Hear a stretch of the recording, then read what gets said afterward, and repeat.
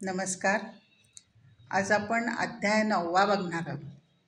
8वा आपला मागच्या वेळेला पूर्ण झाला होता. अक्षर ब्रह्म आपण पूर्ण केलं होतं आणि त्याच्यात योगी लोक मरणकाळी कसं योग बलानी आपल्या ब्रह्मांडातून इथे जे सहस्रमूर्ती आकाश असतं तिथनं कसा आपला प्राण जीवाचं एक होतं, शिवाशी एकतत्व मिळवून येतं ते आपण बघितलं होतं. आता हा 9वा जो अध्याय आहे तो फार सुंदर आणि महत्त्वाचा आहे. महत्त्वाचा अशासाठी की त्याच्यात एक सगुण भक्ती, महात्मा लोक सगुण भक्ती कसं करतात. महात्मा म्हणजे इथे भगवंतानी माऊलीनी जे ज्ञानी भक्त आहेत त्यांना महात्मा म्हटलेलं आहे. ते कशी सगुण भक्ती करतात. ज्ञानेश्वरांना स्वतःला हा फार प्रिय होता अध्याय, कारण ह्याच्यात सगुण भक्ती तर सांगितलेलेच आहे, पण व्यापक रूप जे जगामध्ये नटलेलं आहे भगवंताचं त्याच्याशी कसं एकरूप होतात हे भक्त हे पण सांगितलेलं. त्यांना तो इतका प्रिय होता की त्यांनी जेव्हा संजीवन समाधी घेतली त्यावेळेला त्यांच्यासमोर 9वा अध्याय होता आणि तो वाचूनच त्यांनी मग समाधी घेतली असं म्हणतात. म्हणजे इतका तो त्यांना आवडता होता. आता ह्या अध्यायाचं नाव आहे राजविद्या राजगुह्य योग. ह्याच्यावरून तुम्हाला कळेल की राजविद्या ही राजविद्या आपण बघितले. राजविद्या कुठली तर अध्यात्मविद्या, आत्मज्ञान ज्याने मिळतं ती आत्मविद्या, ती सगळ्यात राजा आहे. सगळ्या विद्यांचा तो राजा आहे म्हणून राजविद्या. कारण इतर लौकिक विद्या ज्या आपण बघतो नेहमीच्या आपल्या जगामध्ये आपण शिकतो की नाही, गायन, संगीत, अजून काही काही सगळ्या डिग्री, त्याने आपलं त्या क्षेत्रातलं ज्ञान वाढतं, अजून पण आनंद मिळतो. पण जो मोक्ष, शांती फक्त ह्याच विद्येतनं मिळते. म्हणून ही राजविद्या आहे. आणि राजगुह्य का ते राज नुसतं गुह्य नाही तर राजगुह्य, गुह्य असणाऱ्या गोष्टींमध्ये सगळ्यात श्रेष्ठ म्हणून राजगुह्य. कारण ही अध्यात्मविद्या आहे ती सहजासहजी कोणाला अशी समजत नाही. त्याच्यासाठी काही एक प्रक्रियेतनं जावं लागतं. आणि ती गुह्य म्हणजे ती आपल्याच आतमध्ये आहे पण ती आपल्याला कळत नाही, म्हणून ती गुह्य. जणू काही गुप्त असं म्हणतो ना, एखादी गुप्त गोष्ट आहे ती समजत नाही, एखाद्यालाच समजते, तशी आहे. म्हणून ही राजविद्या राजगुह्य योग. अतिपवित्र म्हटलेलंच आहे भगवान इथे, उत्तमम परिउत्तम. अतिपवित्र, अतिगुह्य आणि सगळ्यांचा राजा असलेली ही विद्या ही काय आहे, हा योग आलेला आहे तो या राजविद्येचा, गुह्यविद्येचा. ह्याच्यामध्ये राजयोग म्हटलं तर त्याच्यात भक्तियोग आणि कर्मयोग हे सगळे मिळून येतात. हा राजयोग. तर ह्याच्यातलं हा राजविद्या ही सांगितली भगवंतानी अर्जुनाला, आणि ते कशी कशी त्यांनी सांगितली ते आपण बघूया. आता पहिल्यांदी ह्याच्यात 1 ते 30 ओव्यांमध्ये मी म्हटलं तसं माऊलीने काही काही ह्याच्यात गुरुस्तवन केलेलं आहे, अतिसुंदर केलेलं आहे. आणि काही ह्याच्यात श्रोतांचं स्तवन केलेलं आहे, श्रोत्यांना वंदन केलेलं आहे. तसं पहिल्यांदा 1 ते 30 श्रोत्यांची स्तुती केलेली आहे त्यांनी. कारण याच्यामध्ये आपण म्हणतो त्याला जरा वट लावला वगैरे असा भाग नाही येतो, तर त्यांचा कळवळ आहे की श्रोत्यांनी हे गीतार्थ समजून घ्यावा आणि मी सांगतो आहे तो त्यांना नीट आकलन होतोय की नाही हा कळवळ आहे, आणि म्हणून त्यांनी हे आले. आता ह्याच्यात 7वा आपण जो बघितला ज्ञान विज्ञान योग जो बघितला होता त्याच्यात पण आपण बघितलं होतं की सृष्टीमध्ये जो भरून राहिलेला भगवंत आहे त्याचं स्वरूप त्याच्यात त्यांनी सांगितलं होतं. आणि मी कशात आहे हे पण सांगितलं होतं. त्याचाच विस्तार जणू काही इथे 9व्यात परत केलेला आहे. अजून विस्तारांनी सांगितलेले 7व्यात जे सांगितलेले आहे. आणि तोच आता आपण कसा ती सगुण भक्ती आणि सृष्टीमध्ये जो विभू भरलेला आहे तो आपण बघायचा. तरी अवधान एक वेळे दीजे मग सर्व सुखासी पात्र होईचे, हे प्रतिज्ञोत्तर माझे उघड ऐका. श्रोत्यांना माऊली सांगते अवधान द्या, दरवेळेला सांगतात. नीट लक्ष द्या. नीट लक्ष देऊन नाही ऐकलं तर तुम्हाला हे सुख मिळणार नाही. सुखासी पात्र होईचे मग सर्व सुखासी पात्र. तुम्ही सगळे प्राण कानात आणून जर ऐकलं तर तुम्हाला हे कळणार आहे, सुख मिळणार आहे. हे प्रतिज्ञोत्तर माझं म्हणतायत. काय त्यांना गरज आहे हो माऊलींना प्रतिज्ञा घ्यायची? प्रतिज्ञोत्तर म्हणतायत की मी प्रतिज्ञा घेऊन सांगतोय तुम्हाला की हे तुम्ही नीट ऐकलत, मनाचा कान करून ऐकलत तर तुम्हाला नक्की कळणार आहे. आणि म्हणून ते सांगतात एकाग्रतेने श्रवण भक्ती, नवविधा भक्तीतली पहिली आहे श्रवण भक्ती. आणि ती श्रवण भक्ती एकाग्रतेने केली तरच मनन चिंतन होऊ शकतं, नाहीतर होऊ शकत. मग काहीतरी श्रोता बोलतोय, वक्ता बोलतोय, श्रोत्यांचं कुठेतरी लक्ष आहे, ते आत ठसणार कसं ना. म्हणून अवधान दीजे असं ते म्हणतात. कारण एकाग्रता नसेल तर समर्थांनी म्हटलेलं आहे त्याच्यात काय काय दोष येतात श्रवणाच्यात दोष. तर म्हणे एक लय होतो त्या ह्याच्यातला अवधानाचा लय म्हणजे झोप लागते, डुलक्या घ्यायला लागतात श्रोते. नाहीतर विक्षेप त्याच्यात अडथळा येतो, दुसरीकडं मन फिरतं. बसला इथे पण फिरतंय मन इकडे तिकडे, बाजारात, घरी, अमेरिकेपर्यंत पण जातं, कुठे काय जातं, असं होतं. आणि मग कषाय म्हणून एक होतं की मन अहंकाराने भरतं, तो ऐकत असतो पण एखाद्या श्रोत्याला वाटत असतं अरे ह्याच्यापेक्षा मी हुशार आहे, मला ह्याच्यापेक्षा जास्ती कळत आहे, हे काय इतकं, ह्याच्यापेक्षा मी अजून छान सांगेन, असं कोणाकोणाला वाटतं. असा जर भाव आला मनात अहंकाराचा तरी ते श्रवण नीट होत नाही. आणि म्हणून अवधान दीजे हे माऊली सांगते त्याच्यासाठी. काचे लळे यांचे लळे सरती, मनोरथांचे मनोरथ पुरती, जरी माहेरे श्रीमंते होती तुम्हा ऐसी. का म्हणतात ते तुम्हाला लढीवाळपणाने सांगितलं. लळे यांचे लळे, लळे यांचे म्हणजे जे लाड करून ज्यांना घ्यायचे ते, आणि लळे म्हणजे लाड. अशांचे लाड म्हणे इथे कुठे पुरतात तर जरी माहेरे श्रीमंत होती तुम्हा ऐसी. तुम्ही माझं माहेर आहात आणि कसं श्रीमंत आहात. तर लौकिक अर्थाने बघितलं तर लेक घरी येते माहेरी, लेकीचं कौतुक पुरं केलं जातं, तिला जे काय तुला हे हवं का खायला, हे करू, अमुक हवं आहे ते करू. आणि त्याच्यातनं जर सधन असेल तर सगळेच तिचे लाड पुरवले जातात. पण ही इथे श्रीमंती श्रोत्यांची लौकिक अर्थाने फक्त वैभवाची नाही तर ज्ञान वैभवाची.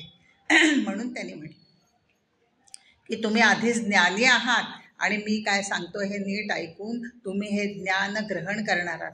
म्हणून मग तुमच्यासारखी जर माझी माहेर म्हणजे आई वडील, श्रोत्यांना आई वडील माता पिता सगळंच मानलंय त्यांनी.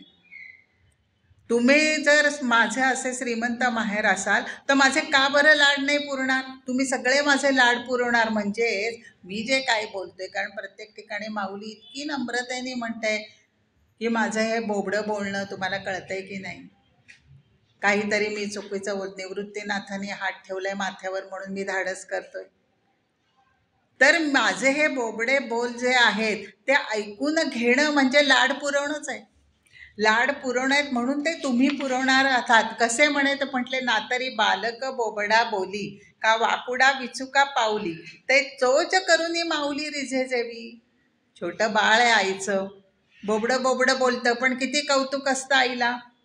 माझा बबडा हे बोलला ते बोलला, वाकडं तिकडं चालतं, कसं तरी पडतंय उठतंय, पण त्याचं पण काय मोठं कौतुक आईबापांना. अरे पहिलं पाऊल टाकलं असा चालतं. तसं म्हणे माझं चोच करुनी माऊली रिझे जेवी, तसंच तुम्ही पण माझं हे वाकडं वाकडं काही बोलणं आहे, बोबड बोलणं आहे, ते तुम्ही आनंदाने मानून घ्याल असं ते म्हणतात. अशा प्रकारे श्रोत्यांना आता बऱ्याच ह्याच्यात आहे तो व्या श्रोत्यांचं त्यांनी केलेलं आहे वर्णन वगैरे. आपण सगळ्या इथे काही घेऊ शकत नाही, महत्त्वाच्या घेतोय आपण. आणि पुढे ते म्हणतात प्रभू म्हणतात श्रोत्यांना. प्रभू तुम्ही महेशाची या मूर्ती आणि मी दुबळा अर्चितुसे भक्ती, म्हणून बेल जरी गंगावती तरी स्वीकाराल की. तुम्ही कसे आहात म्हणे? महेशाच्या मूर्ती. शंकर आहात म्हणे, शंकराची मूर्ती आहात तुम्ही. शंकर आपण म्हणतो ना भोळा शंकर आहे, तो लगेच येतो, लगेच प्रसन्न होऊन वर देऊन टाकतो, मग तो लक्षात घेत नाही, मग तो भस्मासूर वगैरे काय करतो ते नंतर परत त्याला जावं लागतं मग ते सगळं सावरायला. तर म्हणे तुम्ही मला लगेचच प्रसन्न होणार माझ्यावर, आणि तुम्ही शंकर आहात, भोळे आहात, म्हणून मी तर दुबळा आहे म्हणे अर्ची तुसे, मी दुबळे आहे, माझी पूजा खूप दुबळी आहे म्हणे जी करतोय ती, म्हणून बेल वाहतात शंकराला खरं, पण मी जे हे वाहतोय ना ते गंगावती म्हणजे निरगुडीसारखे वगैरे सामान्य रान पाला जो असतो ना तो, तरी स्वीकारा, म्हणजे बेल म्हणून तुम्ही ती स्वीकाराल अशी मला खात्री, असं श्रोत्यांना म्हणते. आता हे ज्ञानेश्वरांनी म्हणावं म्हणजे काय बघा, की माझे वेडेवाकडे बोल आणि माझी निर्गुडी आहे म्हणतात काय, कारण त्यांच्यासारखा प्रतिभावान जे संत झाला नाही, थक्क होतात जगातली लोक ज्ञानेश्वरी वाचून, काय त्याच्यामध्ये त्यांची प्रतिभा होतली आहे. मग ते म्हणतात तुम्ही शंकर आहात, तुम्हाला शरण आलेल्यांना, जसं शंकर शरण आलेल्यांना पावतो तसंच तुम्ही मला पावणार, आणि म्हणून हे तुम्ही माझं बोलणं स्वीकाराल असं त्याला म्हणतात. हो चंद्रकांतू द्रवता कीर होय, परी ते हातवटी चंद्रिकी आहे, म्हणून वक्ता तो वक्ता नो हे श्रोते निविण. श्रोत्याशिवाय वक्ता काय हो, मी बसते इथे बोलायला, भारी कोणीच नाही समोर, काय बोलणार मी कोणाशी.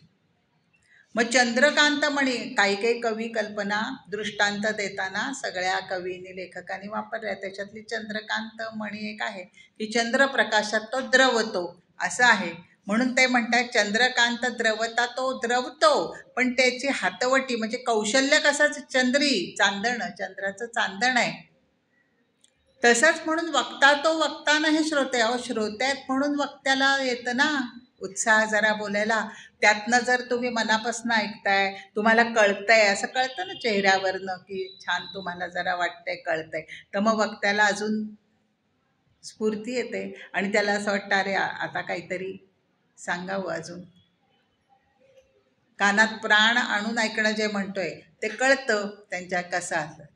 आता बघा ना, हे वर्णन करते आहेत माऊली त्यांचं, तर माझ्या तर डोळ्यासमोर ह्या ऐकल्या ना की तो पैसाचा खांब देतो नेवासेचा, तिथे ज्ञानेश्वर बसलेत बघा, हे बोलताना सो माझ्या अंगावर काटात, बसलेत ज्ञानेश्वर, सांगतायत, श्रोते पुढे आहेत, काय धन्य असतील होते श्रोते, ज्ञानेश्वरांचे प्रत्यक्ष बोल त्यांना ऐकायला मिळाले. ते तिथे तो मंदिरातला पैशाचा खांब त्याला टेकून बसलेले आहेत, समोर निवृत्तीनाथ आहेत, त्यांची आज्ञा घेत आहेत. मी म्हटलं आपण तिथे कोणीतरी किडा मुंगी नाहीतर त्या जन्मातली धूळ जरी असतो ना तरी खूप झालं, ते सांगतायत ते असं, ते श्रोत्यांना म्हणून ते म्हणतात की असं असं मी बोलतोय तर विसरू का. तर मग इथे भगवंत काय म्हणतायत, इदंतु ते गुह्यतमं प्रक्षाम्यन सूयवे ज्ञानो विज्ञान सहितम यश ज्ञात्वा मोक्षसे अशुभात. मी तुला ज्ञान विज्ञानासकट, मी म्हटलं ना 7व्याचं आलंय ज्ञान विज्ञान आलंय, तसंच इथे म्हणतात ज्ञान विज्ञानासकट मी तुला सांगतोय गुह्यतम गोष्ट, की तू अशुभात, जे जे अशुभ म्हणून आहे पाप आहेत त्याच्यातनं तू सुटशील, हे त्याला सांगताय. तर हे मी जे तुला सांगतोय ते तू कसा आहेस, तर तू अनसूयवे म्हटलेले आहेत, तसा कसा आहे तू, असूया नाही, म्हणून मी तुला सांगतोय. मी म्हटलं ना तसं की अर्जुन उत्तम शिष्य, आदर्श शिष्य म्हणून सगळे गुण होते त्याच्यात, नम्र होता, गुरुशी कसं वागावं, प्रश्न कसं विचारावं, परिप्रश्नेन सेवा उपदेक्षण तिथे ज्ञान ज्ञानीनं सर्वदर्शिना म्हटले ना, सेवा करावी, अगर्वता सेवा करावी असं म्हटले माऊलीने त्याच्यात, तसा होता तो, म्हणून त्याला म्हटलेलं आहे की तू कसा आहेस या लागी सुमनू आणि शुद्धमती, जो अनिंदकू अनन्यगती, पैगा गौप्यही परितया प्रति चावळीचे सुख. सुमनू, शुद्ध आहे मन तुझं, पाटी कोरी आहे, कुठला तरी आपण म्हणतो ना, नाहीतर कुठलं तरी काहीतरी ऐकायला जातात मनात अडीच घेऊन जातात की असंच म्हणतात अरे ह्याला काय येते का, हा काय बोलतो का, किंवा कुणाबद्दल आहे आडी ठेवून मनात, त्याचं शुद्ध नाही मन, म्हणून ते सुमनू, श्रद्धा आहे त्याची, भक्ती आहे, शुद्धमती, बुद्धी कशी आहे, शुद्ध आहे, प्रज्ञा जी म्हणतो तशी शुद्ध आहे, अनिंदकू, परमार्थाबद्दल दोषदृष्टी नाही, निंदा नाही आहे, भगवंताबद्दल परमार्थाबद्दल निंदा नाही आहे, आणि अनन्य गती, एकनिष्ठ. आता श्रीकृष्णाला एकदा त्यांनी गुरु मानलं, तो सगळाच आहे त्याचा, सगळा झाला, आधी सखा होताच, आता आई बाप गुरु सगळा झाला, आणि मग अनन्य गती, एकनिष्ठ आहे तो सोडून कुठे दुसरीकडे परत तो विचार करणार. म्हणून भगवंत म्हणतात तया चावळीचे म्हणजे सांगावं, अगदी आपण गप्पा माराव्यात तसं, म्हणजे सुखे तुला खुशाल ह्या गुह्य गोष्टी सांगाव्यात असं मी का ठरवलं, तर अर्जुना तू असा आहेस, तुझ्यामध्ये सगळे ते गुण आहेत शिष्याचे, म्हणून तर निवडला ना अर्जुनाला, नाही तर बाकी कोणाला नाही सांगितले त्याने.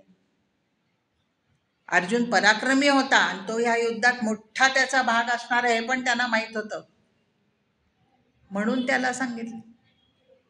जे जाणणे या आघवेंच्या गावी गुरुत्वाची आचार्य पदवी, जे सकळ गुह्यांचा गोसावी पवित्रा राहो. या विद्येचं वर्णन करतायत भगवंत. जे म्हणजे जे ज्ञान जाणल्यावर आघवेंच्या गावी, आघवेंच्या गावी म्हणजे मी मगाशी म्हटलं की इतर ज्या गोष्टी जाणायच्या असतात, इतर अध्यात्मविद्या सोडून इतर विद्या कुठल्याही, त्याच्यात म्हणे ते आपोआपच कळतं ही विद्या कळली की त्यांच्यात. म्हणून गुरुत्वाची आचार्य पदवी आहे. याला आचार्य पदवी म्हणतात ना, आचार्य आपण शंकराचार्य आचार्य म्हणतो, कारण त्या उंचीपर्यंत गेले होते. तशी ही विद्या त्या उंचीपर्यंत आचार्य मोठेपणाची पदवी मिळाली, जे सकळ गुह्यांचा गोसावी, श्रेष्ठ गोसावी. मी म्हटलं तसं की सगळ्यात गुह्यातल्या गुह्य गोष्टींमधली ही श्रेष्ठ विद्या आहे, म्हणून गुह्य आहे. पवित्र राहो, आणि परत पवित्र आहे, पावन आहे, धर्म सांगणारी आहे, आणि म्हणून हे धर्माचं निज धाम आहे, आणि म्हणूनच ही मी तुला सांगतो. ही विद्या कशी आहे त्याचं जरा वर्णन करतायत ते, काय कसं आहे ते. आणि मोटके गुरुमुखी उदयचे तर दिसे, आणि हृदय स्वयंभूचा असे, प्रत्यक्ष फावो लागे तैसे आपसयाची. मोटके म्हणजे थोडंच. आता हे ज्ञान आहे ना, ते गुरुमुखातून जर तुम्हाला थोडं जरी कळलं, उपदेश मिळाला, तरी म्हणे तुमच्या ते हृदयात स्वयंभूचं असे. मी म्हटलं ना, आतच असते ते, आतच असतं ज्ञान आपलं, फक्त ते आपण हुडकून ते कसं मिळवायचं ते गुरुकडनं शिकायचं असतं.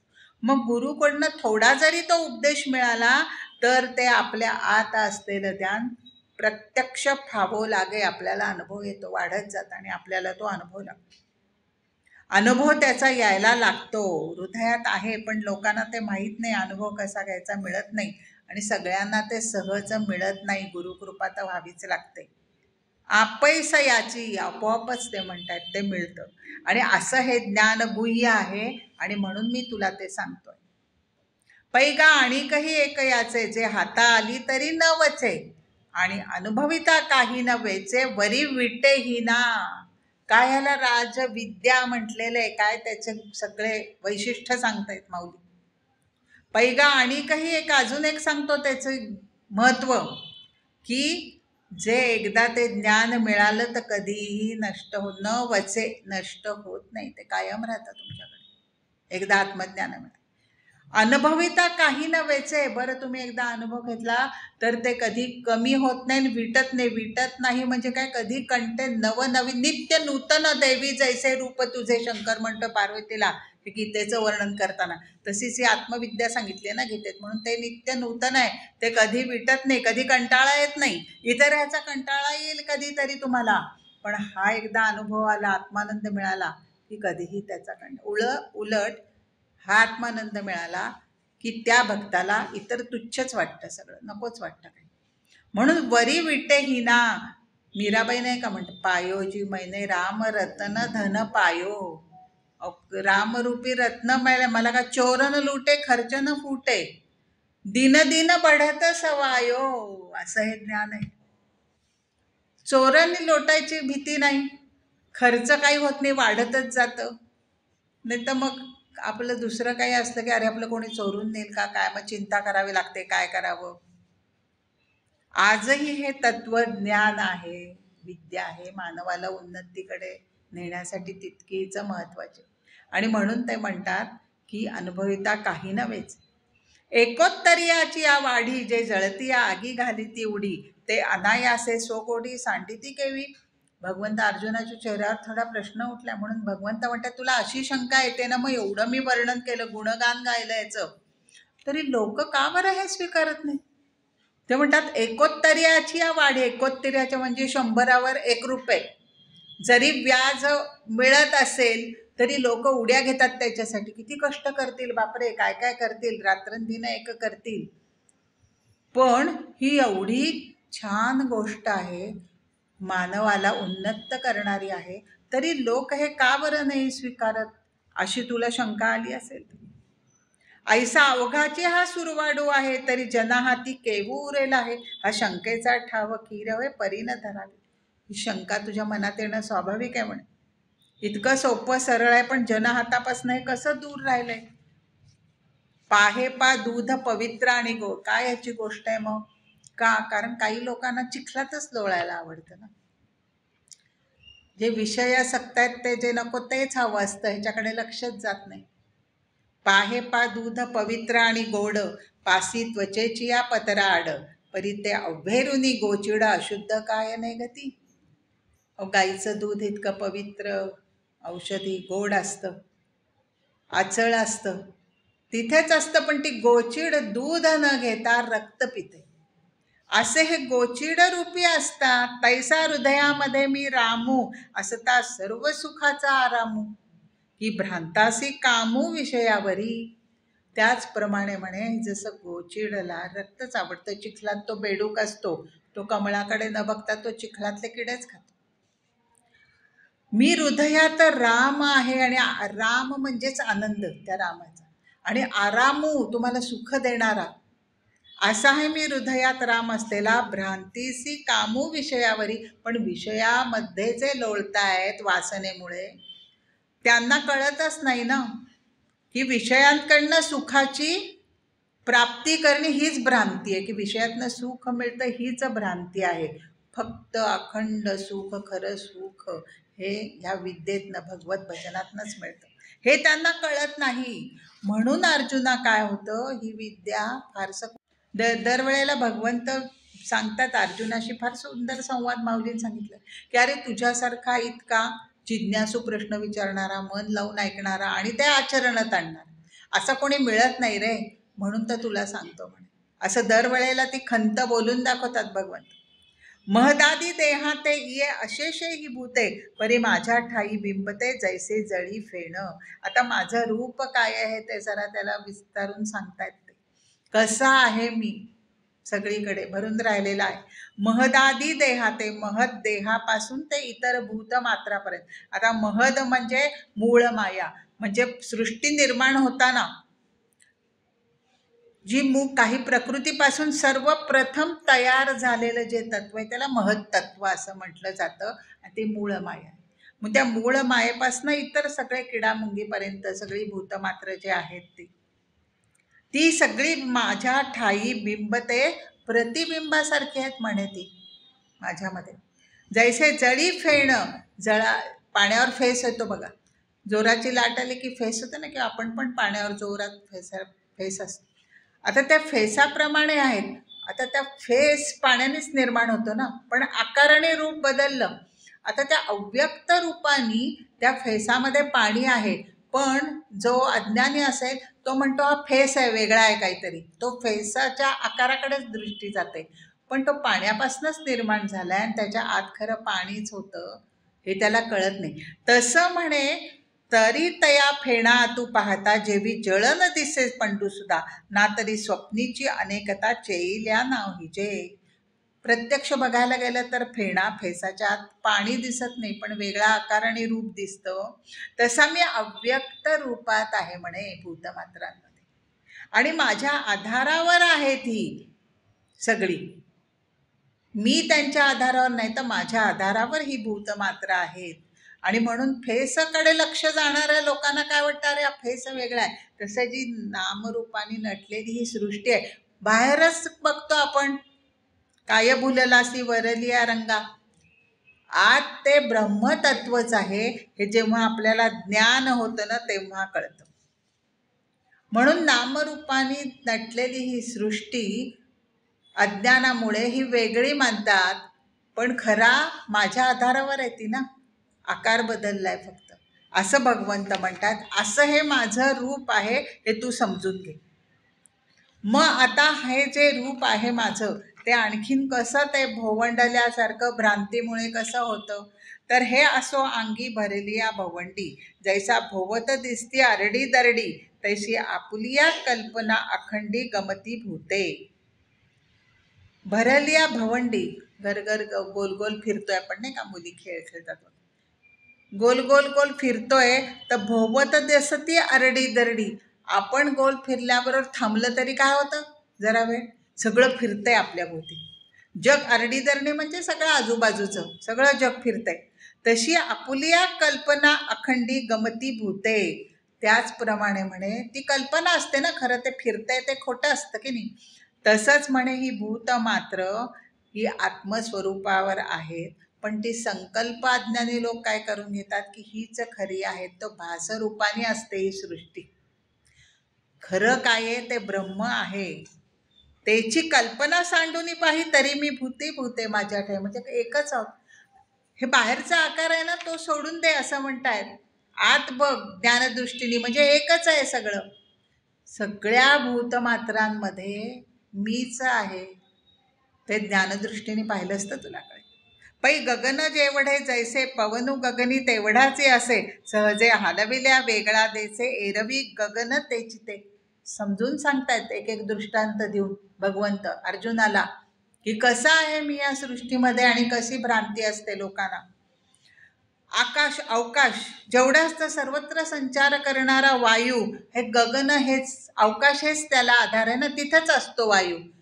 जे काही आपल्या सगळे पोकळे ते अवकाश, तिथेच तो वायू असतो. सहजे हलवीला वेगळे देसे एरवी गगन तैचिते, त्याच्यातच असतो तो. तो हल्ला की आपण म्हणतो वारा, तर कळतं ते, पण नाहीतरी तो एक गगनाशी एकरूपच असतो. तसंच ही भूत मात्र आकार वेगळा आहे, पण माझ्याशिवाय त्यांना जागाच नाही, म्हणून माझ्या आधारावर ती तयार झालेली आहेत, मी प्रत्यक्ष केलेली नाहीत. हा फरक लक्षात घ्या. देवी ते म्हणतात की मी साक्षी रूप आहे, ब्रह्मरूप मी साक्षी रूप आहे, त्याच्या शक्तीमुळे झालेलं आहे. प्रत्यक्ष त्यांनी काही केलेलं नाहीये. करते ते प्रकृती. आधारावर, माझ्या आधारावर, शक्तीमुळे, आधारावर म्हणजे काय, माझ्या शक्तीमुळे हे सगळं झालेलं आहे, सृष्टी निर्माण झालेली आहे. आणि म्हणून गगनाप्रमाणे, आता तुम्हाला सांगते, नेहमी गगनाची उपमा बऱ्याच वेळ, जे पंचमहाभूत जे आहेत त्याच्यातलं गगन हे आहे. प्रलय होताना जे क्रम असतो, समर्थाने फार छान सांगितलंय तो, सृष्टी निर्मितीचा उलट बरोबर क्रम असतो. 4 पंचभूत इतर महाभूत ह्या 5 गगनामध्ये विलीन पावतात.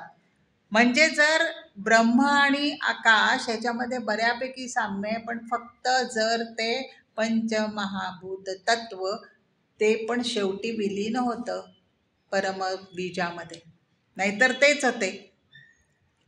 पण हे आकाश आणि त्याच्यात एवढाच फरक आहे. म्हणून ती दृष्टांत बऱ्याच वेळेला गगनाचा देतात की आकाश हे जेवढं व्यापक न तेवढं ते सूक्ष्म. आपण म्हणतो ना मन सूक्ष्म आहे सगळ्या अंतिंद्रियामध्ये, कारण केवढं व्यापक आहे मन, कुठे कुठे जातं. तसं गगन एवढं व्यापक आहे म्हणून ते सूक्ष्मतर पंचमहाभूत आहे. पण परमात्मा त्याच्यापेक्षाही सूक्ष्म आहे, कारण तो नाही अशी जागा दाखवा म्हणतात ते. ही चैतन्य नाही अशी जागा दाखवा मला कुठे भरलेलो आहे, म्हणून ते सगळ्यात सूक्ष्म आहे. म्हणून आकाश जड आहे आणि फक्त ब्रह्म सत आहे. कारण आकाश जड असल्यामुळे त्याची उत्पत्ती होते कल्पादौ विसृजाम्यम.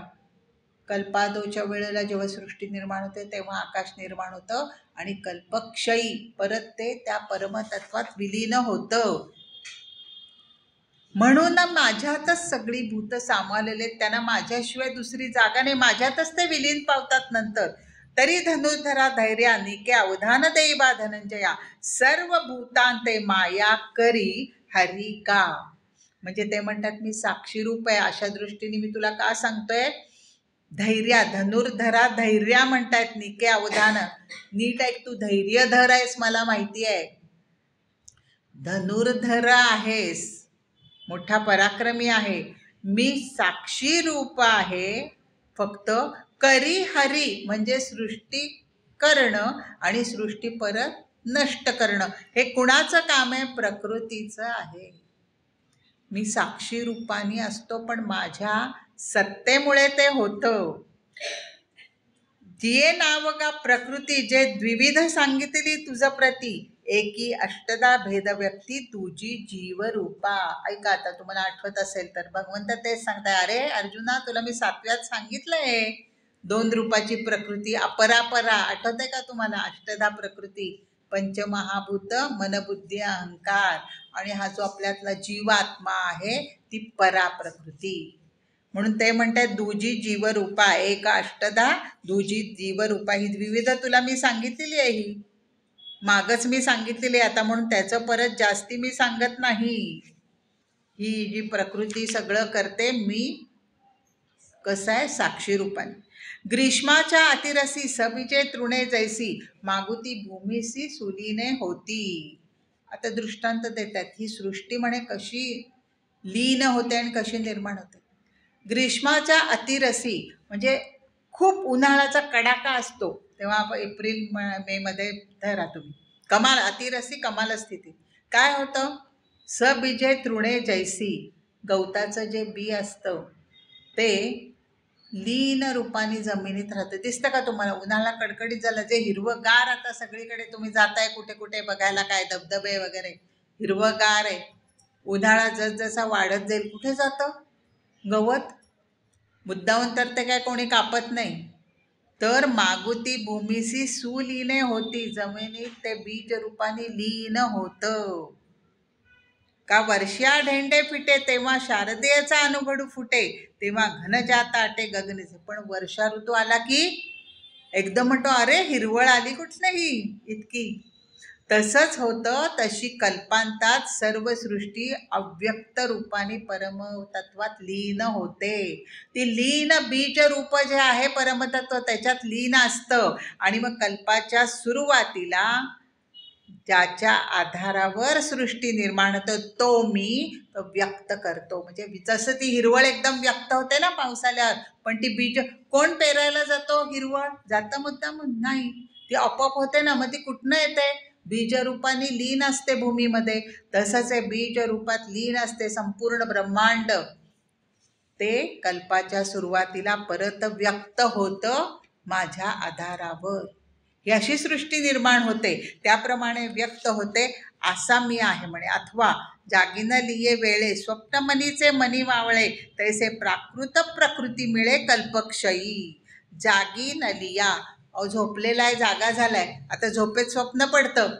स्वप्न मनीचे मनी मावळे म्हणतात, स्वप्न गेलं विरून, ते मनातच गेलं. जागा झालात तुम्ही, मग तुम्ही म्हणता अरे ते स्वप्नच होतं, जाऊ दे, खोटं आहे, कोणीतरी मारतंय, तर किंवा तुम्ही हुश्य म्हणता अरे बापरे बरं झालं बाबा चोर आलाय, किंवा स्वप्नच होतं. स्वप्न मनीचे मनी माळे, तैसे प्राकृत प्रकृती मिळे. प्राकृत प्रकृतीतून निर्माण होणार, ते परत प्रकृतीत मिळतं. पंचमहाभूत सगळी परत एकच होतात आणि कल्पक्षय म्हणजे प्रलय, प्रलयाच्या वेळी परत त्या बीजामध्ये ते सगळं मिळून जातं.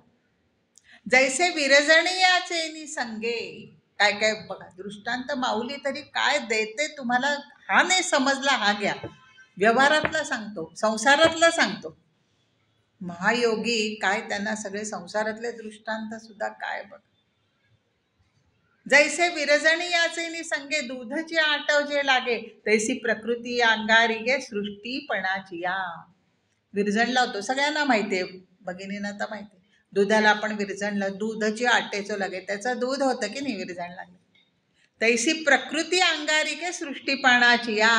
त्याप्रमाणे म्हणे सृष्टी प्रकृती या सृष्टी रूपाने रूप घेते. जणू काही त्या प्रकृतीला, माऊलीला म्हणायचे चैतन्याचं विरजण लागतं. चैतन्य साक्षी रूपाने आहे ना, त्याची सत्ता आहे, त्याचं जणू काही विरजण लागतं. आणि ती प्रकृती कशा नटते? सृष्टी रूपाने नटते, सगळ्या नामरूपाने ती नटते. आगा नगर हे राये केले, या म्हणण्या साचपण किरे आले, परी निरुते पाहता काय शिणले रायाचे हात. ते म्हणतात आता मी इथं कसा, माझ्याकडे कर्तृत्व येत नाही, सृष्टी निर्माण होऊन मी कसा अकर्ताय साक्षी रूपाने आहे. ते उदाहरण देऊन सांगतायत की राजा नगर हे राय, आपण म्हणतो अमुक अमुक या राजाने हे नगर वसवलं. मी अहिल्याबाई होळकरांचं नेहमी उदाहरण देते. अहिल्याबाई होळकरांनी मंदिरं बांधली, घाट बांधली, सगळं केलं. अहो पण तो राजा गेला होता काय म्हणणं या साचपण की रे, खरी गोष्ट आहे म्हणण्यापुरतं, पण निरुते पाहता खरं बघता काय शिणले रायाचे हात. काय स्वतः गेला होता तो बांधायला, नगर वसवायला, घाट त्यांनी बांधले. त्यांच्या सत्तेमुळे झालंय. त्या राजाची सत्ता आहे, त्यांनी हुकूम सोडला, परवाना दिला आणि बाकीच्यांनी केलं तसं. ह्याची सत्ता आहे ब्रह्माची, प्रकृतीने केलं. बघा तुम्हाला लक्षात येतंय का? म्हणून किती माऊली अगदी निरनिराळे दृष्टांत देऊन तुम्हाला समजून सांगते कसं आहे ते. आणि आम्ही साक्षीरूप कसा आहे म्हणे, अजून घ्या एक दृष्टांत. जैसा दीपू ठेविला परिवरी, कवणाते नियमिना निवारी, आणि कवण कवणीय व्यापारी राहते तेही नेणे. दिवा लावलेला आहे, खोलीतला एका दिवा लावलेला आहे, त्या दिव्याच्या प्रकाशात सगळे व्यवहार सुरू झालेले आहेत. आता कोण काय करते, दिव्याला काय घ्यायचं आहे, तो प्रकाश ना आधार मत किंवा सूर्याचं ते दिलेलंच आहे. तसं दिव्यापेक्षा सूर्याचं बघा उदाहरण. जे लोकचेष्टा समजता, जैसा निमित्त मात्र का सविता, तैसा जगत प्रभवी पंडू सुता, हे तुम्ही जाणे. लोकचेष्टा, लोकांचे व्यवहार, काय होतं, सूर्य उगवतो, निमित्त मात्र सविता, सविता सूर्य. अहो सूर्य म्हणतो मी काही करत नाही की अमुक यांनी काम सुरू करावं, फुलं उमलावीत, झाडं वाढावीत, अजून काय, त्याच्यासाठी माझा धर्म आहे, भगवंताने आखून दिलेलं आहे प्रकाशनं, प्रकाश आणि उष्णता देणं. मी मुद्दामून त्याच्यासाठी काय करत नाही, पण तो निमित्त मात्र होतो की नाही. मग त्याला त्याच्याकडे येतं का? जर आज चोर म्हटला सूर्य तू उगवलास ना म्हणून मी चोरी केली, सूर्याला द्या शिक्षा, तर किती मूर्खपणाचं आहे. तसं भगवंत म्हणतात मी प्रत्यक्ष काही करत नाही, प्रकृती करते, मी साक्षी रूपाने आहे, माझ्या सत्तेने हे सगळं जगत प्रभवय निर्माण होत असतं. आणि त्याच्यामुळे प्रकृती काय वेगळी आहे आणि मी कसा वेगळा आहे हे तू सगळं जाणून घे. एरवी वेधली दिठी कवळे, ते चांदणिया ते म्हणे पिवळे, तेवी माझ्या स्वरूपी निर्मळे देखती दोष. आता मगाशी भगवंतानी म्हटलं होतं की अरे मग का नाही, लोक ही एवढी चांगली विद्या आहे आणि मी सगळीकडे भरून राहिलेलो आहे, तरी माझ्याकडे ते येत नाही, तर काय करायचं म्हणे. ही लोकच अज्ञानी भ्रमाने भरलेली आहेत, त्यांना विषयच दिसतात सगळीकडे. वेधली दिठी कवळे, कवळे म्हणजे कावळे. बरं आता माऊलीना मेडिकल सायन्स माहीत होतं, भौगोलिक माहीत होतं, खगोलशास्त्र माहीत होतं, वीज कशी निर्माण होते माहीत होतं, बर्फ कसा तयार होतो हे माहीत होतं, सूर्य मध्यभागी आणि इतर ग्रह फिरतात हे माहीत होतं, वैद्यकशास्त्रातले पण सगळे नियम त्यांना माहिती. ते एके ठिकाणी त्यांनी म्हटले पायाला तुम्ही चोळा तेल किंवा की ते मस्तकापर्यंत जातं, डोळ्यापर्यंत जातं, ती अशी शीर जोडलेली आहे. म्हणून ते म्हणतात कावीळ झालेल्या माणसाला काय म्हणतो, चांदण्याला पण शुभ्र चांदणं पडले, तो म्हणतो पिवळच आहे, तेवी माझ्या स्वरूपी निर्मळे देखती दोष. मग माझं स्वरूप, आता इथे मी म्हटलं ना, जसं भगवंत काही वेळेला परमतत्व मी आहे ते ब्रह्म अशा दृष्टीने बोलतात, काही वेळेला सगुण रूपातला कृष्ण मी आहे अशा दृष्टीने बोल. इथे आता हा सगुण रूपातला कृष्ण म्हणजे मला म्हणतात की मला दोष देतात, गवळ्याचा पोर म्हणून हेळवणं, दुर्योधन, दुःशासन आणि तो शिशुपाल ह्याने कुठे जाणलं मला कोण आहे तो खरा. म्हणून माझ्या स्वरूपी निर्मळे, माझं निर्मळ स्वरूप आहे खरं, पण त्याच्यात हे दोष बघतात आणि मग त्यांना कळत नाहीत. म्हणून त्यांना म्हणतात हे भगवंत नको, विद्या नको, काय नको, काय नको. आता हळूहळू बरं का, भगवंत अर्जुनाला, मी सगुण रूपातला कृष्ण माहिती आहे अर्जुनाला, तो खरा कोण आहे हे एकदम एकदम धक्का तंत्र नको ना अर्जुनाला, एकदम मी ते परम ब्रह्म असं म्हणून हळूहळू सांगते. दहाव्यात्म म्हटलंय म्हणून परत दहाव्यात प्रथम अर्जुनाने भगवान म्हटलेलं आहे इथे उद्देशले, म्हणून त्याला एकदम सांगत नाही आहेत, हळूहळू थोडे सांगतात. सगुण रूपातला कृष्णाबद्दल बोलतात. रामकृष्ण पूर्ण अवतार, बाकीचे काही काही अंश अवतार, म्हणून हे ब्रह्मच रामकृष्ण पूर्ण अवतार आहेत ते, कारण हे म्हणून त्यांना कारण ब्रह्म म्हणून जातं आणि इतर ब्रह्मा विष्णू महेश अजून कोणी जे आहे त्यांना कार्य ब्रह्म असं म्हटलं जातं, कारण हे पूर्ण खरं परमतत्व आहेत रामकृष्ण हे अवतार.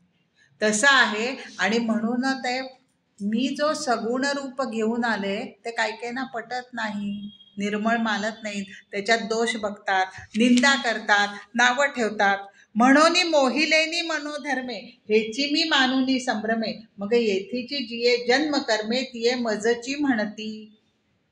मनोधर्मे मोहिलेनी, मनात भ्रांती निर्माण आहे, अज्ञान आहे, आणि त्याच्यात म्हणून ते काय म्हणतात, ते मानुनी संभ्रमे, मी सगळ्या लोकांसारखा आहे, जे इतर सामान्य लोक आहे त्यांच्यासारखा आहे.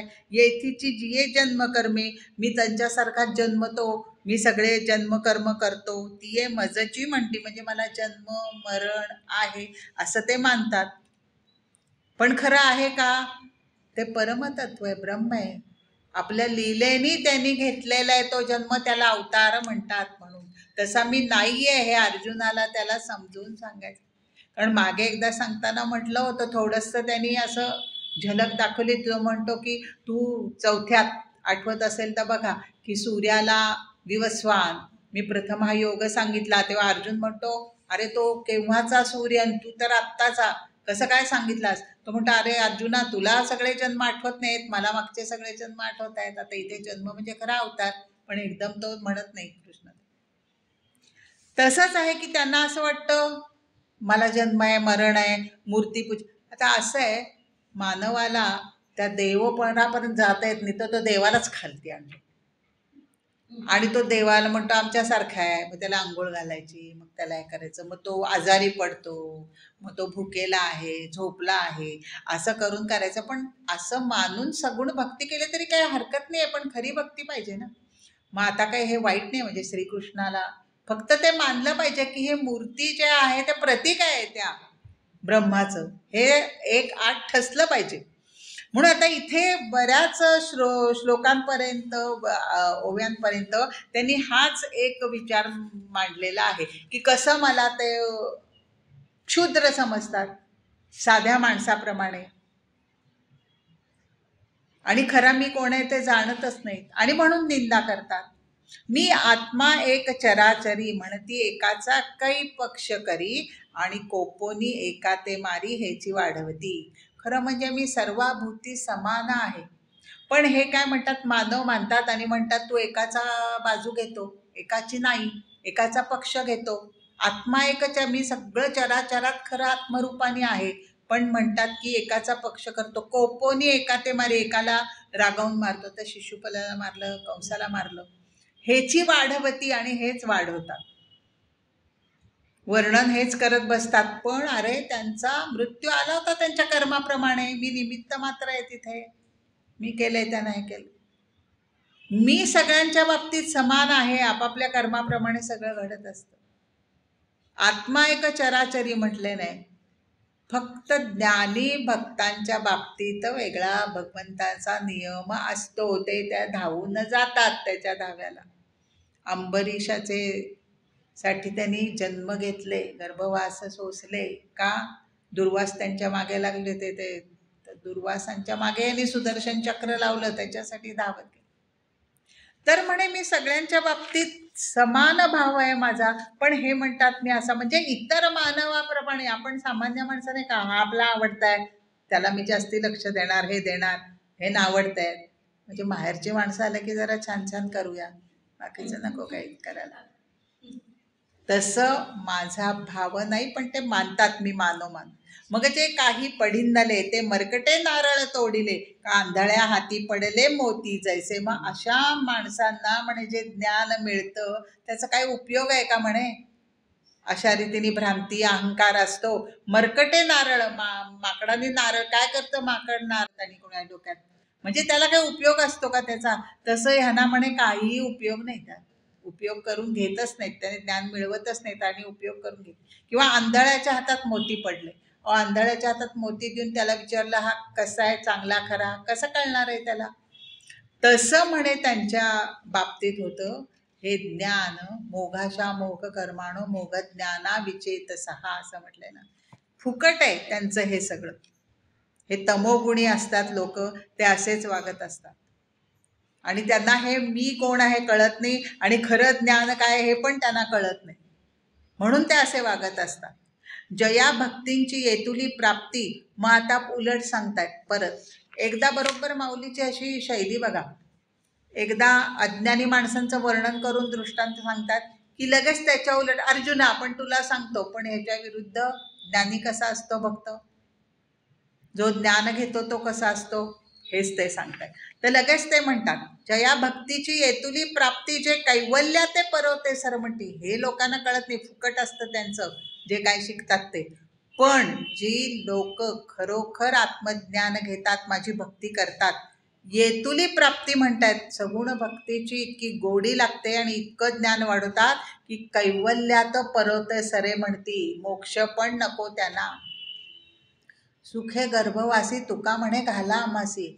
आम्हाला देवभक्त हे आनंद भोगायचा आहे, घाल तू आम्हाला जन्माला, काही नाही, आम्हाला मोक्ष नको.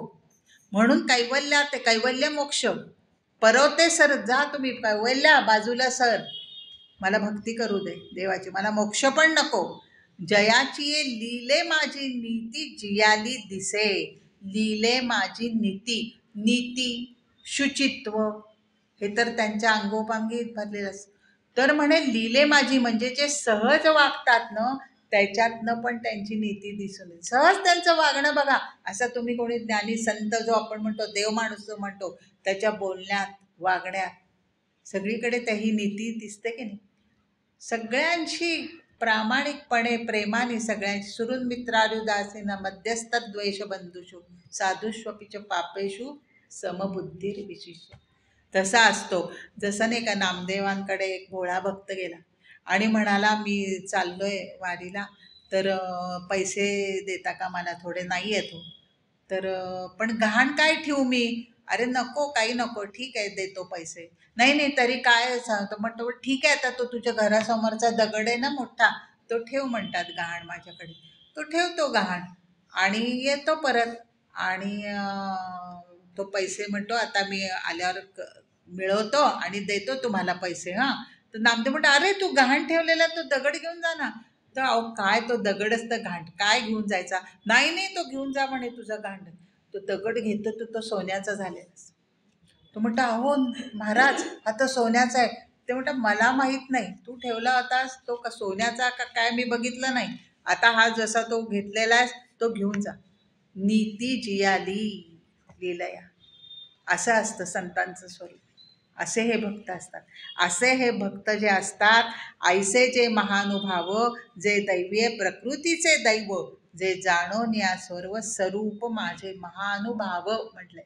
महानुभाव कोणाला म्हणतात, ज्यांना आत्मप्रचिती आलेली आहे, त्यांना आत्मानुभव ब्रह्माचा आलेला आहे, त्यांना असे हे महानुभव आहेत. आधी ग्रंथप्रचिती, साधक ग्रंथप्रचिती घेतो, गुरुप्रचिती घेतो, मग आत्मप्रचिती. मग ते दैवीय प्रकृतीचे दैव म्हणतायत, दैवी संपत्तीचे भाग्यवान असतात, दैवी संपत्ती घेऊन आलेले आहेत.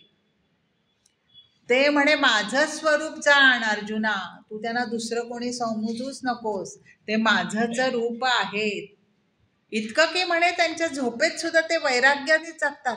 अहो वैराग्य एरवी पण असतंच, पण झोपेत सुद्धा म्हणे वैराग्य ते सोडत नाहीत. स्वप्नात आलं तरी वैराग्याच्या गोष्टी, असं त्यांचं स्वरूप असतं. म्हणून ते मीच माझंच रूप समज त्यांना. ऐसे माझेनी नाम घोषे, नाही करती विश्वाची दुःखे.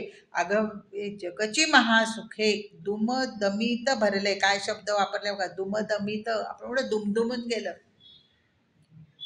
माझाच नाम घोष करत, आत्ताच वारी झाली बघा तुम्ही, ते आनंदाने सगळे विठ्ठलाचा नामघोष करत केवढे पावसात दिवसात चालत जातात. काही अनवाणी असतात, पण एक विठ्ठल त्यांच्या मनात भरलेला असतो आणि त्या विठ्ठलाचं दर्शन घ्यायचं एवढीच त्यांची आस असते.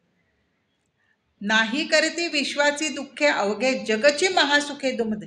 नामघोष करत करत तर ते जातातच, पण म्हणे असं करता करता जगाची दुःख ते नष्ट करतात.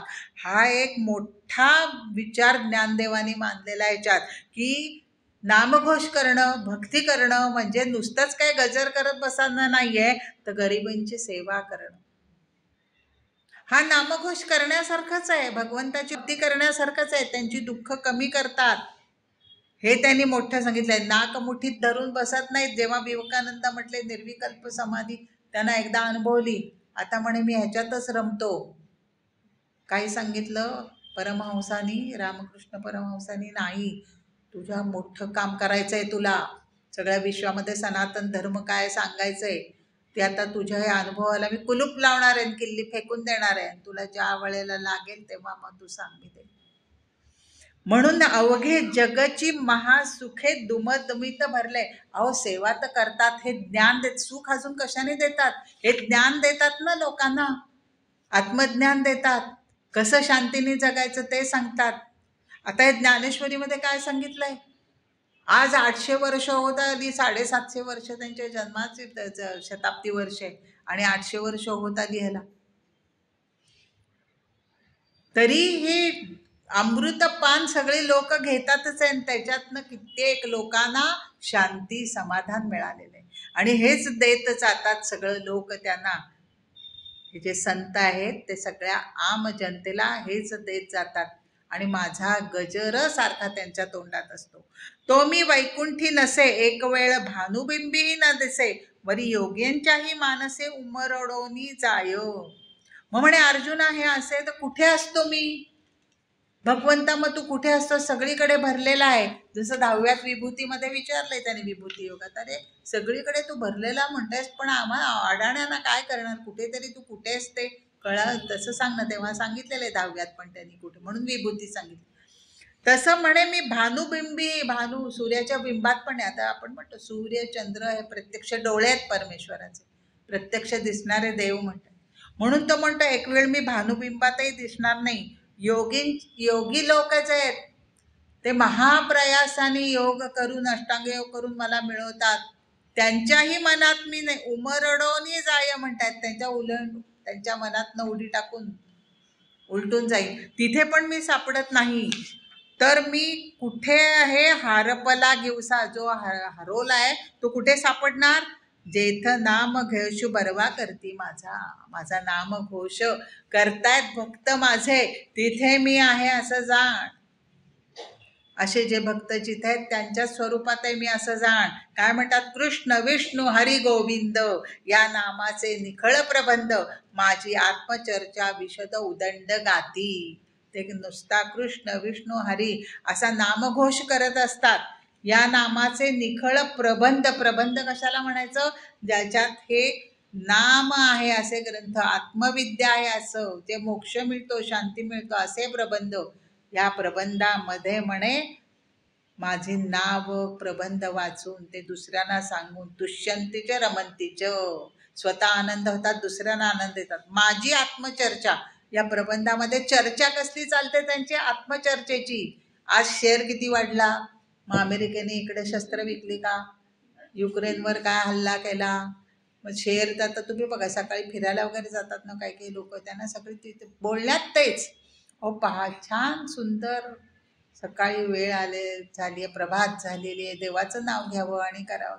नाही, सतत हीच चिंता. आता याच्यात नाही का सांगितलं, 170 एक एवढं 1% व्याज जरी वाढलं तरी त्याच्यावर उड्या टाकतात. मग आत्मचर्चा उदंड गाती, उदंड कायम सतत असं जे आहेत ज्ञानी भक्त, जे माझाच नामघोष करतात, आणि नामघोष करता करता लोकांना आनंद देतात, लोकांची सेवा करतात, तिथे मी आहे म्हणे, दुसरीकडे कुठे नाही. तरी दोन्ही पालव वेरी, जैसा एकतंतू अंबरी, तैसा मी वाचुनी चराचरी जाणती ना. आता हे भक्ती मार्गाने जातात ना लोक, ज्ञान मार्गाने कसं जातात त्यांनी पण सांगितलंय, ज्ञानयज्ञ तो पण पुढे त्यांनी सांगितलेला आहे. भक्ती मार्गाने जे समभाव भक्ती मार्ग, ते दोन्ही पालव वेरी, एका टोकापासून दुसऱ्या टोकापर्यंत. कपड्यामध्ये काय असतं? एक तंतू अंबरी, अंबर म्हणजे कपडा, म्हणून आपण अंबर म्हणतो ना, वस्त्र आहे मोठं ते घालत. तर म्हणे हे अंबर आहे कापडामध्ये, जसं ह्या टोकापासून त्या टोकापर्यंत काय आहेत? तंतू आहे, धागा आहे, दोरा आहे. तैसा मी वाचुनी चराचरी जाणते ना, त्याप्रमाणे हे भक्त चराचरात मी आहे हे समजून असतात, त्याच्याशिवाय त्यांना काही नको असतं. जैसे उंची उदक पडिले ते तळवटवरी ये उगेले, तैसे नमीजे भूत जात देखिले, ऐसा स्वभावोची तयांचा. आणि स्वभाव कसा असतो अर्जुना त्यांचा? उदक वरी पडले, पाणी नेहमी तळवटी जाते, खाली जातं. तसं पाय जमिनीवर असतात कायम त्यांचे. नम्रता, न अतिमानिता, दैवी गुण सांगितले ना त्याच्यातला. रुजू, मन स्वभाव रुजू, सरळ चालणारा. नम्रता, उदक उंची पडिले, असा स्वभाव असतो. असा स्वभाव असतो. पण समर्थांनी जसं सांगितलं, खटासी कट धटासी धट. तुकाराम महाराज पण म्हणतात, मऊ मेणाहुनी पण वज्राहुनी कठीण. अरे जिथे अन्याय होतोय कुणावर, किंवा आपला सुद्धा उगाच आपल्या देशाचा अपमान झाला, विवेकानंद चालले होते बोटीतनं, आणि ते तुझा धर्म काय, माझा धर्म काय, तुमचा धर्म असं आहे, असं एक गोरा माणूस त्यांच्याशी वाद घालत होता आणि वाटेल ती नावं ठेवायला लागला. एका ठराविक मर्यादेपर्यंत त्यांनी ऐकून घेतलं आणि नंतर ते म्हटले, आता एक शब्द जरी तू बोललास ना तरी इथनं जहाजातनं तुला खाली फेकून देईन म्हणाले. म्हणजे इतके मृदू पण असतात, पण आपल्यावरचा अन्याय ते सहन करणार नाही.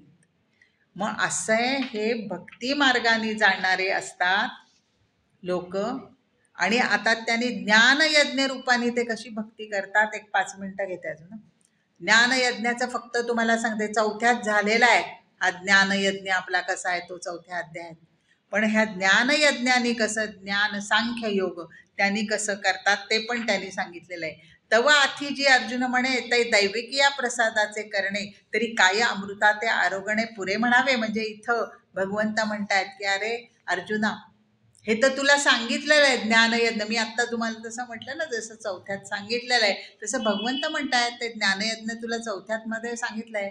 पण अर्जुन काय म्हणतो, अहो दैविक या प्रसादाचे करणे, अमृताचे आरोगणे. अहो अमृत कोणी तुम्हाला दिलं तर काही थांब म्हणेल का कोणी, पुरे नाही म्हणणार.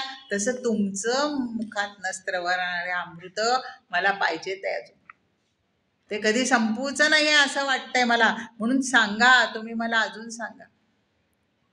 शिष्याला जेवढी परमार्थाची गोडी अधिक लागेल तेवढा जास्त गुरुला आनंद होतो. आणि म्हणून भगवंत पण संतोषले आहेत. आणि मग ते म्हणतात, ठीक आहे मी तुला थोडक्यात परत सांगतो की कसं. मग हा ज्ञानयज्ञामध्ये हवन कसलं केलं जातं, तो स्तंभ कुठला आहे, बळी कुठला दिला जातो, मंत्र कुठले आहेत, हे आता आपण दुसऱ्या भागात बघणार आहोत, ते बघूया. आता आपली वेळ इथे आपली संपलेली आहे.